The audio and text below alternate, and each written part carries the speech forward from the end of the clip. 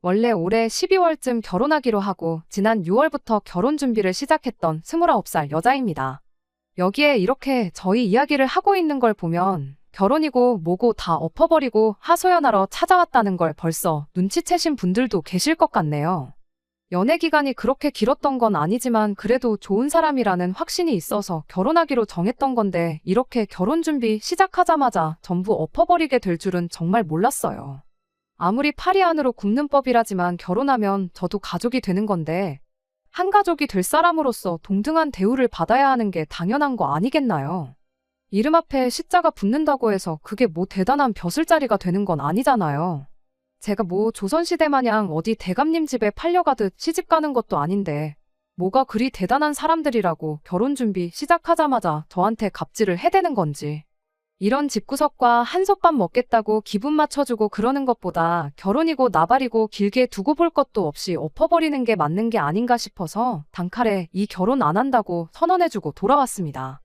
아무리 그래도 어른들까지 다 있는 자리에서 제 행동이 너무했다고 하는데 저는 그 사람들이 당해도 싸다고 생각하거든요. 여러분들께서 제 이야기 한번 들어봐 주시고 정말 제 행동이 너무했는지 객관적으로 한번 판단해 주세요. 저한테 친구가 한 명 있어요. 그 친구는 저랑 어려서부터 친하게 지내던 친구가 아니고 대학교를 졸업하고 막 취직 준비를 시작했을 때 알게 된 친구였어요.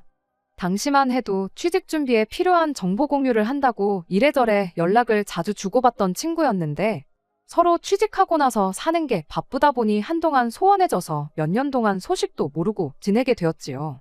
그런 친구한테서 몇 년 만에 연락이 왔어요. 서로 너무 반갑다고 톡으로 안부도 묻고 근황 이야기도 나누고 하면서 몇 시간을 떠들었습니다. 그런데 보통은 한참 이렇게 소식도 모르고 지내던 친구가 갑자기 연락을 해오면 안부가 궁금한 것보다는 다른 용건이 있어서 하는 경우가 많잖아요.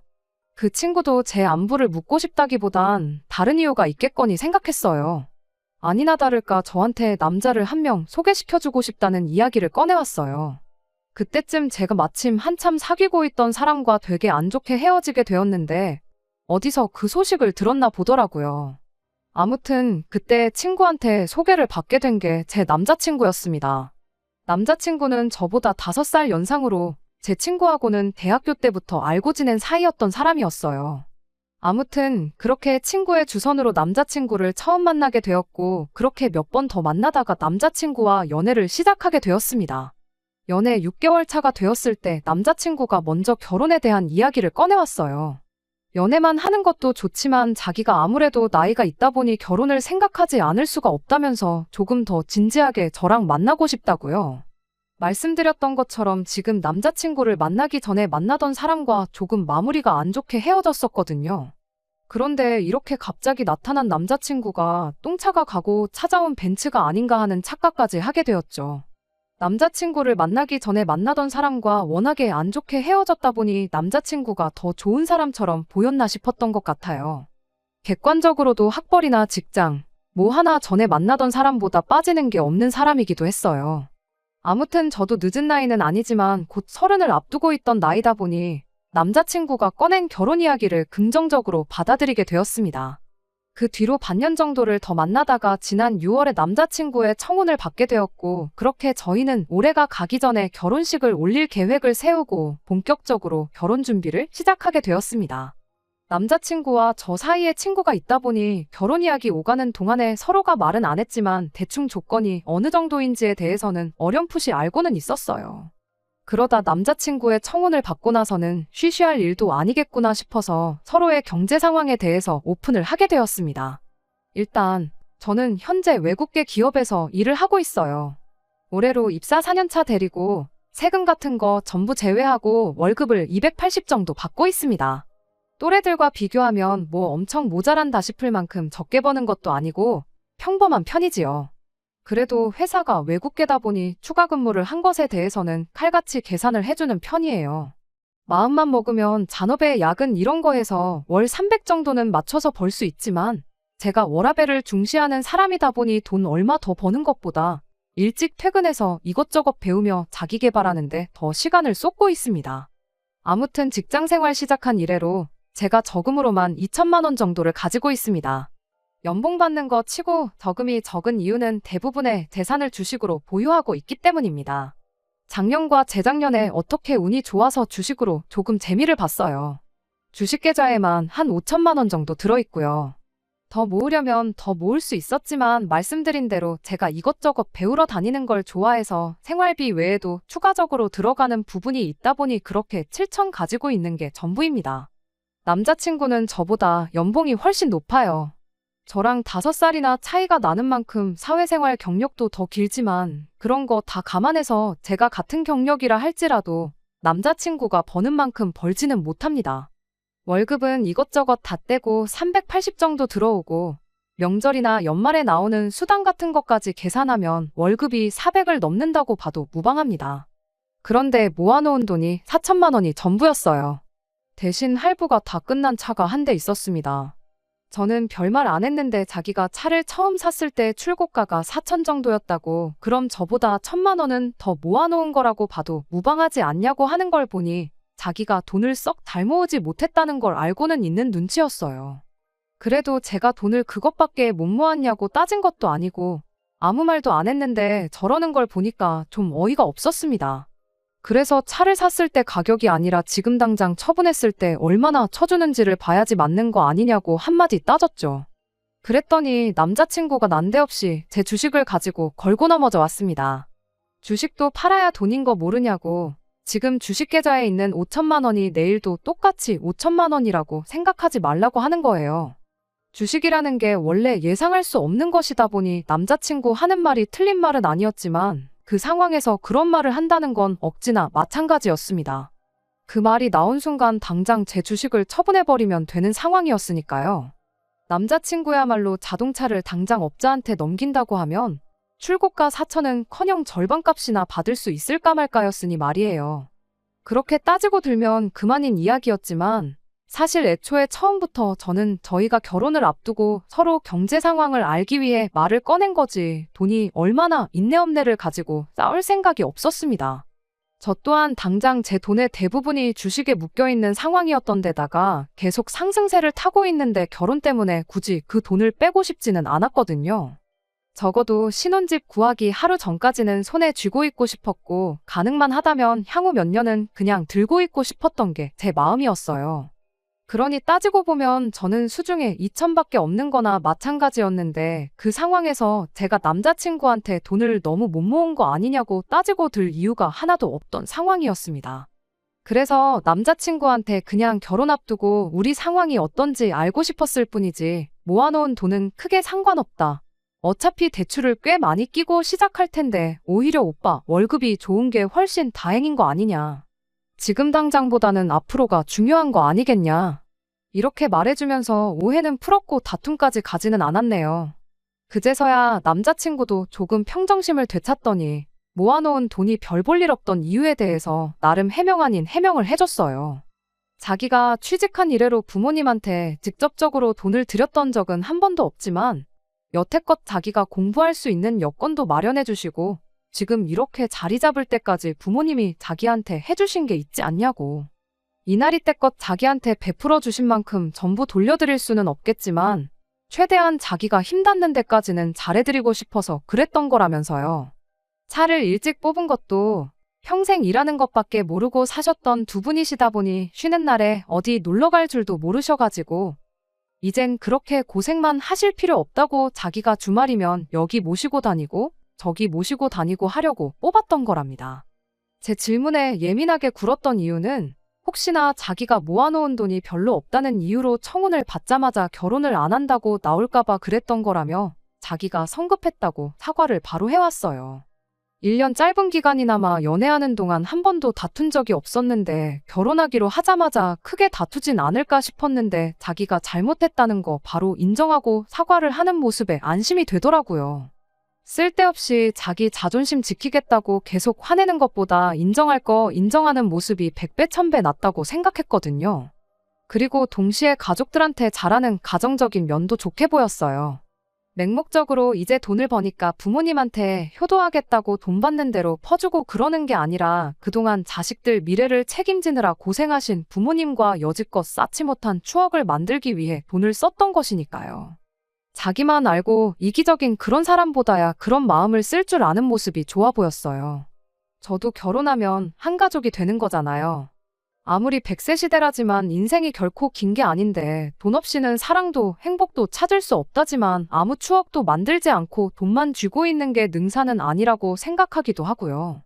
그 와중에도 자기 미래를 대비하겠다고 저금을 했던 것도 아무리 액수가 4천밖에 되지 않을지라도 아무 생각 없이 덮어놓고 돈만 펑펑 쓰는 생각 없는 사람처럼 보이지도 않았고 말이죠.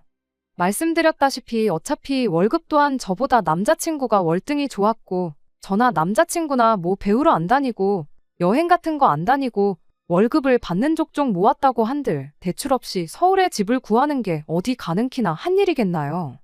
물론 빚이라는 게 적으면 적을수록 좋은 거라지만 한편으로는 돈 빌리는 것도 능력이라고 하잖아요. 대출을 조금 더 받더라도 맞벌이 생활 유지하면서 하나씩 차근차근 맞춰나가는 게 맞다 싶었습니다. 다행히 남자친구가 벌써 차도 가지고 있었고 하니 집 문제만 빼놓고 생각해보면 당장 크게 돈 나갈 곳이 없다고 봐도 무방했지요. 아무튼 그렇게 이야기를 마치고 집에 돌아가는 길이었는데 남자친구가 헤어지면서 자기가 전생에 나라를 구했나 보다고 저 같은 사람과 결혼하게 된 게 자기한테 정말 큰 행운이라며 고맙다는 말을 해주더라고요. 그러고는 제 두 손을 꼭 잡더니 우리 결혼해서 꼭 남부럽지 않게 행복하게 잘 살자는 말을 해줬어요.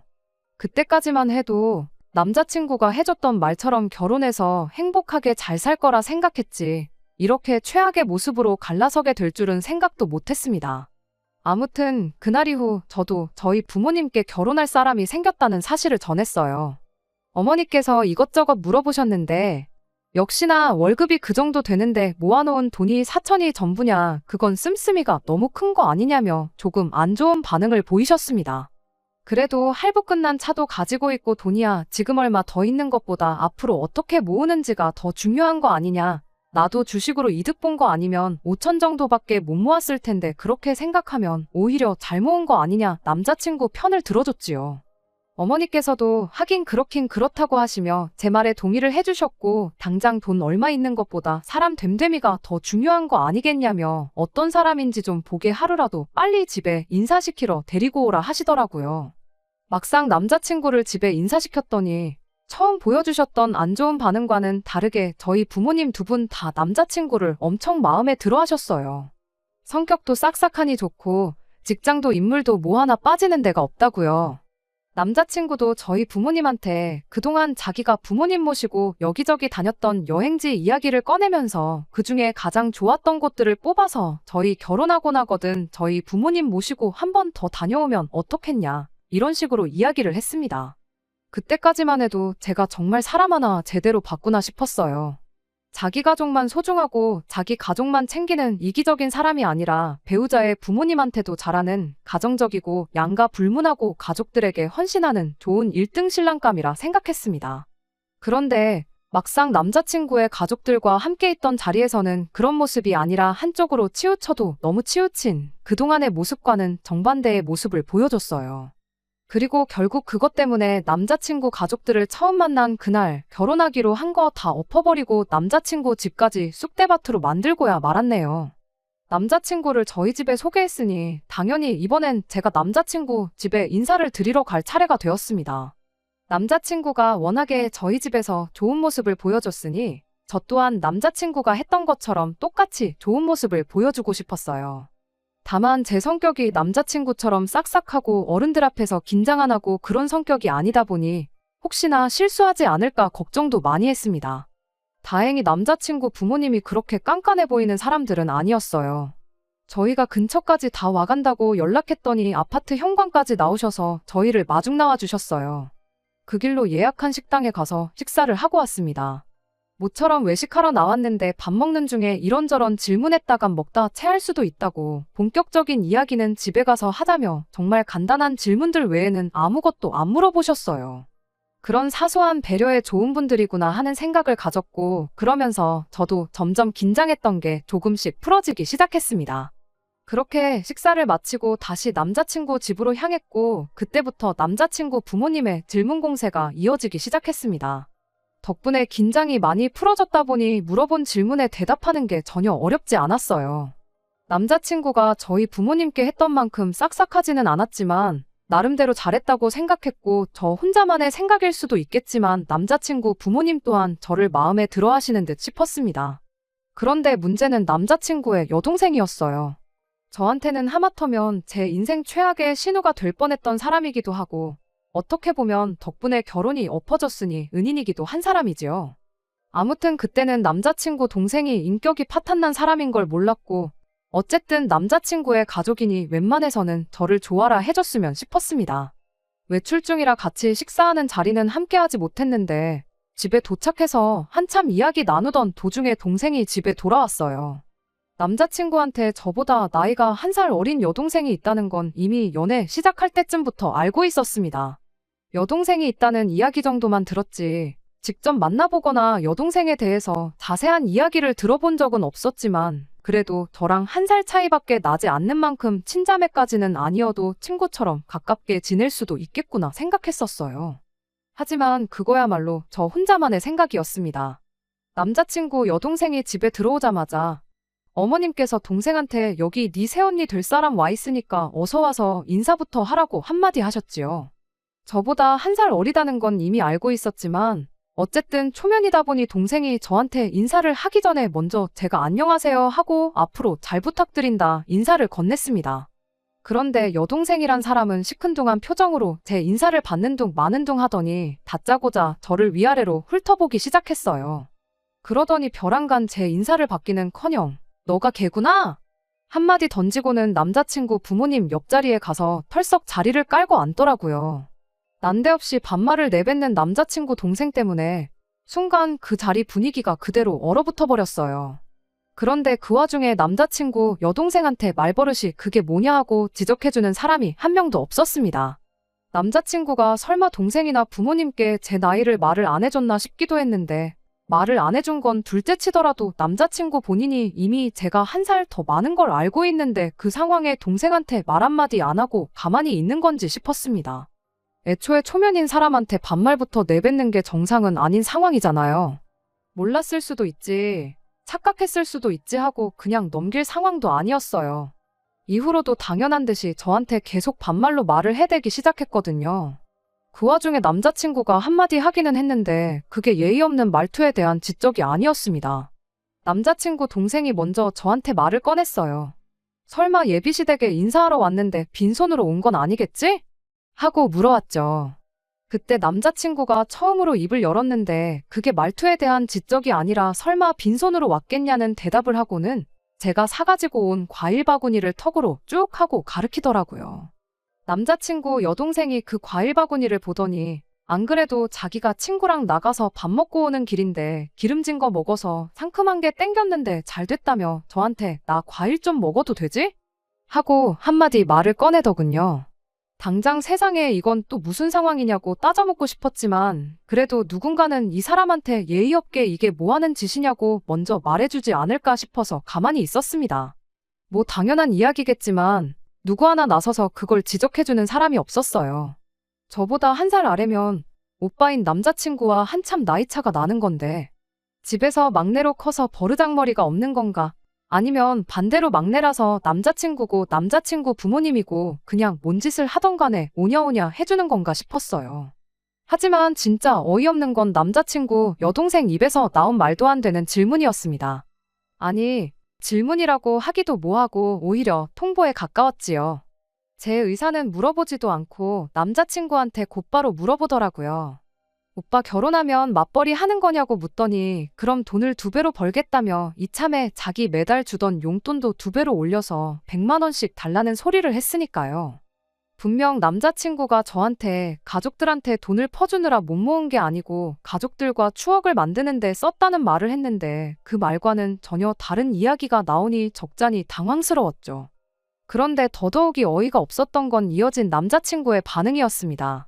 2배나 올리기는 뭐하고 조금 더 주긴 하겠다는 예상도 못한 대답을 해왔거든요.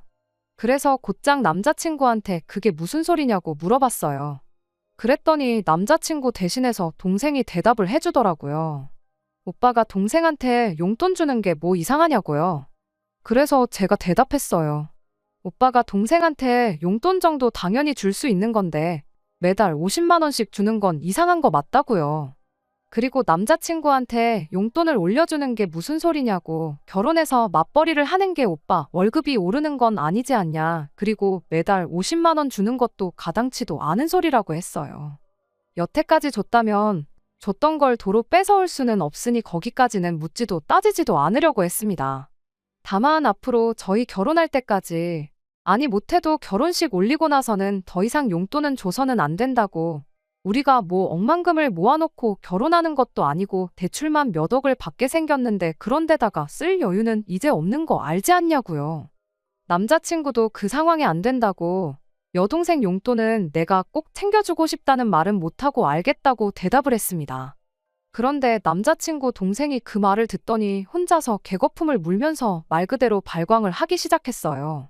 급기야는 용돈을 끊을 거면 차라리 결혼을 하지 말라는 소리를 하는데 아주 꼴이 가관이더라고요. 갑작스러운 남자친구 여동생의 돌발 행동에 안 그래도 얼어붙기 시작했던 집안 분위기가 한층 더 막장으로 치닫고 있었습니다. 그제서야 남자친구 부모님이 나서서 이게 뭐 하는 짓이냐고, 쓸데없이 이럴 거면 그냥 방에 들어가서 조용히 있으라고 한마디 해주시더군요. 덕분에 남자친구 여동생이 잠깐 잠잠해졌어요. 그러더니 혼자 제가 사온 과일들을 손에 들고 있던 과도로 이리 쑤시고 저리 쑤시고 난리도 아니었습니다. 급기야는 어디서 이렇게 깎아먹기도 힘든 과일을 사왔냐며 저보고 과일 좀 잘라오라고 칼을 건네주더라고요. 뭐 위협이라도 하려는 건지 칼날 부분을 저한테 향하게 해서는 말입니다. 안 그래도 등장하자마자부터 저를 기분 나쁘게 했고 거기에 엎어서 용돈 문제로까지 사람 속을 뒤집어놨는데 그것도 모자라 한 살 어린 예비 손아래 신우가 저한테 과일을 깎아오라고 시키니 더더욱 기분이 좋을 일이 없었어요. 그런데 거기에 칼날까지 저를 향하게 해서 건네주니 웬만해선 평정심을 유지하려고 했던 저도 순간 표정 관리가 안 되더라고요. 그런 제 표정의 변화를 눈치챈 건지 얼굴 표정 좀 보라면서 뭐 기분 나쁘냐는 식으로 한마디를 하대요. 그와 동시에 남자친구도 입을 열었는데 동생한테 뭐라 한마디 하는 게 아니고 저한테 한마디를 하는 겁니다. 동생이 저랑 친해지고 싶어서 장난치는 거니까 좀 참으라면서요. 예상도 못한 남자친구 한마디에 오히려 더 이상 참을 수가 없었습니다. 100번 양보해서 이걸 장난으로 봐준다고 해도 정도가 있지, 초면에 반말하는 것부터 행동까지 이게 뭐 하는 짓이냐고 한마디 했어요. 그랬더니 남자친구 여동생이 저한테 한다는 소리가 키도 조그만 게 보기보단 성깔이 있네 하면서 왜 우리 엄마 아빠가 네 편 들어주니까 기세가 등등해진 거냐고 한마디 하더라고요.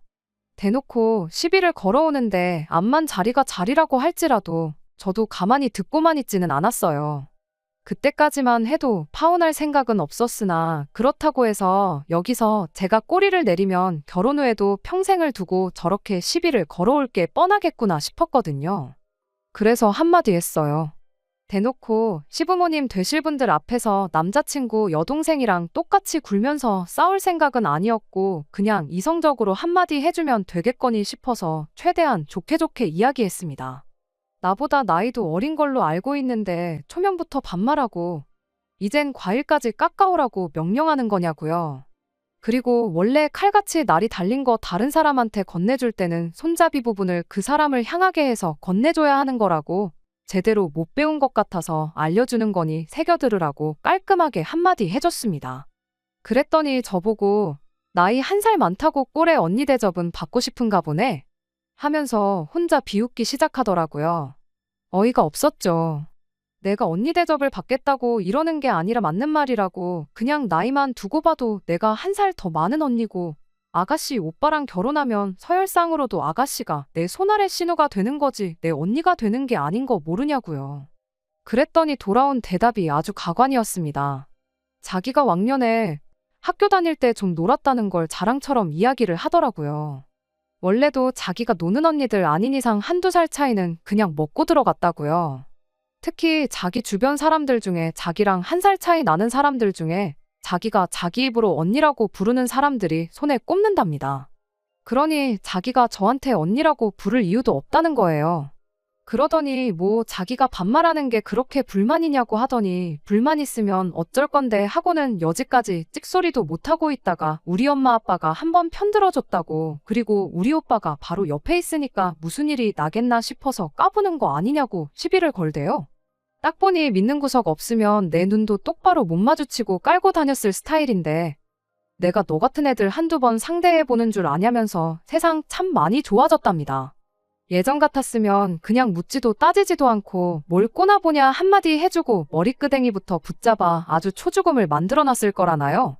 그 와중에 남자친구던 남자친구 부모님이던 누구라도 동생이 파혼하라고 고사를 지내는 건지 지 혼자 미쳐 날뛰는 걸 말려줬더라면 저 또한 파혼까지 택하진 않았을 수도 있어요. 그런데 그나마 제 편을 들어주는 것 같던 남자친구 어머니도 우리 애기가 용돈 못 받게 되니까 더 저러는가 보다 하면서 그래도 주던 걸 어떻게 못 주게 할 수 있냐며 애가 용돈 받던 건 건들지 말라고 한마디 하시더군요. 남자친구도 그러는 게 좋겠다고 거들어주기 시작했고요. 이젠 온 가족이 나서서 자기를 도와주니 남자친구 여동생이 아주 기가 살아가지고는 이제 네 편은 아무도 없는 것 같은데 전세가 역전된 거 딱 봐도 모르냐며 알아서 기라고 한마디 하는 겁니다. 그때 저도 뚝하고 제 인내심이 끊어졌어요. 아무리 파리 안으로 굽는 법이라지만 이 집구석에 한 식구로 들어오면 제가 앞으로 무슨 꼴을 당하며 살게 될지 눈에 보이기 시작하더라고요. 그렇게 파혼까지 각오하니 저 혼자 예의 차리고 좋게 좋게 말할 이유도 없다 싶어서 저도 그때부터 똑같이 반말로 말을 하기 시작했습니다. 연예인이나 운동선수같이 유명한 사람들도 혹시나 자기가 과거에 잘못했던 거 들킬까봐 조마조마해하고, 실제로 들킨 사람들은 아무리 당사자한테 사죄를 하고 용서를 빌어도 활동을 다시 못할 만큼 나락에 가버리는 정의가 승리하는 사회가 되었으니 네 말대로 세상 참 좋아진 것 같다고요. 그리고 남자친구는 물론이고 남자친구 부모님 앞에다 대고 저걸 보니 이 집 가정교육 수준이 어느 정도 되는지 알겠다고, 나는 이 집에 며느리로 들어오기엔 너무 아까운 것 같으니 결혼 이야기는 없던 걸로 하고 저도 여기까지만 하고 이만 가보겠다 말하고 자리에서 일어났어요. 그리고 남자친구 동생한테 마지막으로 한마디 해줬습니다. 뭔가 크게 착각하는 것 같은데 왕년에 사람 괴롭히고 그런 이야기 어디 가서 자랑처럼 할 만한 이야기가 아니고 네 얼굴에, 네 부모 네 오빠 얼굴에 침 뱉는 거나 마찬가지니까 오늘부로 그 이야기는 어디 가서 꺼내지도 말라고 충고 한마디 해줬습니다. 그리고 나서 남자친구 동생이 난도질을 해놓은 과일은 두고 멀쩡한 과일들만 챙겨 들고 저런 인간도 안 되는 애 먹으라고 사온 과일이 아니니 아까워서라도 도로 가져가겠다 말하고 현관문 쪽으로 몸을 돌렸어요. 그런데 뒤에서 남자친구 동생이 저를 향해 냅다 뛰어오더라고요. 머리끄댕이라도 잡으려는 건지 팔을 뻗길래 그대로 그 팔을 잡아서 업어치기로 바닥에 내동댕이를 쳐버렸어요. 지난 몇 달 동안 남자친구 입에서 처음 결혼에 대한 이야기 나왔을 때 혹시나 싶어서 체중 관리도 미리미리 할 겸해서 운동을 시작했었거든요. 그냥 헬스장만 다니기에는 지루한 것 같고 새로운 것도 배워보고 싶어서 집 근처에 있는 종합격투기 도장에 등록해서 주짓수며 유도며 이런 걸 배웠거든요. 체중 관리가 목적이었지 실전에 쓰려고 배운 건 아니었는데 이렇게 배운 걸 써먹고야 말았네요. 아무리 제가 먼저 결혼은 없던 일로 하겠다고 말을 하긴 했지만 결혼 허락받으러 간 자리에서 다른 사람도 아니고 예비신우 될 사람을 바닥에 패대기 쳐버렸으니 이제 진짜로 이 결혼은 물 건너갔구나 싶었습니다. 갑자기 펼쳐진 상황에 다들 당황한 기색이 역력했는데 그 틈을 타서 집에서 빠져나왔어요. 그제서야 남자친구가 정신을 차린 건지 저를 쫓아나왔는데 급하게 제 손을 낚아채서 한다는 소리가 미안하다는 사과가 아니라 지금 어른들 계신 데서 뭐 하는 짓이냐고 따지고 들더라고요. 그러더니 당장 동생한테 먼저 사과하라길래 낚아챈 제 손을 쥐고 있던 남자친구 손을 그대로 비틀어 꺾어버렸어요. 이것도 도장에서 호신술 수업 시간 때 배운 건데 이런 데서 또 써먹을 줄은 몰랐네요. 그대로 손목이 꺾인 남자친구가 비명을 지르며 그대로 바닥에 주저앉더라고요. 마무리까지 이렇게 확실하게 정을 떼주니 오히려 고마울 따름이었습니다. 참 좋은 사람이라 생각했고 결혼까지 생각했는데 본 모습이 이런 사람일 줄은 몰랐다고. 동생 용돈 못 주게 된 게 엄청 아쉬워 보였는데 오히려 잘 된 거 아니냐고. 평생 인간도 못 되는 동생 뒷바라지나 해주면서 살라고 한마디 해주고 집에 돌아왔습니다. 저희 어머니가 이야기 듣더니 뭐 그런 경우 없는 집구석이 다 있냐며 어이없어 하시더라고요. 남자친구를 맘에 들어 하긴 하셨지만 제 인생이 시궁창으로 빠지게 될 게 눈에 뻔한 상황인데 오히려 현명한 결정을 내렸다고, 잘했다고 칭찬해 주셨어요. 제가 나이가 많은 것도 아니고 능력이 없는 것도 아닌데 미천 다 드러난 집구석에 제가 시집갈 이유가 하나도 없다고요. 다들 하나같이, 심지어 도장 사범님마저도 제가 잘했다고, 이야기만 들어도 속이 다 시원하다는 반응이었는데 딱 한 사람 다른 반응을 보인 사람이 있었어요. 바로 남자친구를 저에게 소개해줬던 그 친구였습니다. 그래도 다른 사람도 아니고 남자친구 부모님이 계신 자리인데 그렇게 쑥대밭으로 만들어 놓았어야 했냐며 제가 잘못했다고 하더라고요. 남자친구가 자기 회사랑 가장 큰 거래처에서 일하는 사람인데 혹시나 제 일 때문에 자기 일하는데 지장이 생기면 어떡하냐면서 저보고 빠른 시일 내로 남자친구한테 사과를 했으면 좋겠다고 하더라고요. 아마 저를 소개시켜줬던 것도 남자친구한테 잘 보이려고 해줬던 거겠구나 싶었고 그걸 알게 되니 이 친구하고도 계속 가깝게 지낼 이유가 없겠구나 싶었습니다. 남자친구나 이 친구 말 맞다나 예비시 부모님 될 사람 앞에서 그 집 딸을 바닥에 패대기 치고 예비 신랑 손목을 꺾어서 무릎까지 꿇게 만든 게 정말 제가 잘못한 일인가요? 저는 아직도 제가 잘못한 거 하나도 없다고 생각합니다. 그 인간들은 당해도 싼 인간들이고 그 정도로 해도 평생 정신 못 차리고 살 거라는 걸 알고 있거든요. 어차피 취직한 이래로 연락도 거의 없이 생사 정도만 알고 지낸 친구였다 보니 손절하는데 그렇게 아쉬움이 남거나 어려운 건 하나도 없었어요. 덕분에 제 인생에 평생 필요 없을 인맥도 하나 정리했네요. 아무튼 이렇게 결혼식 날짜까지 대충 잡아두었던 남자친구하고는 평생 두 번 다시 볼 일이 없게 되었습니다. 다른 사람들 말만큼 제 29 나이가 새로운 만남을 시작하기에 너무 늦은 나이라고는 생각하지 않아요.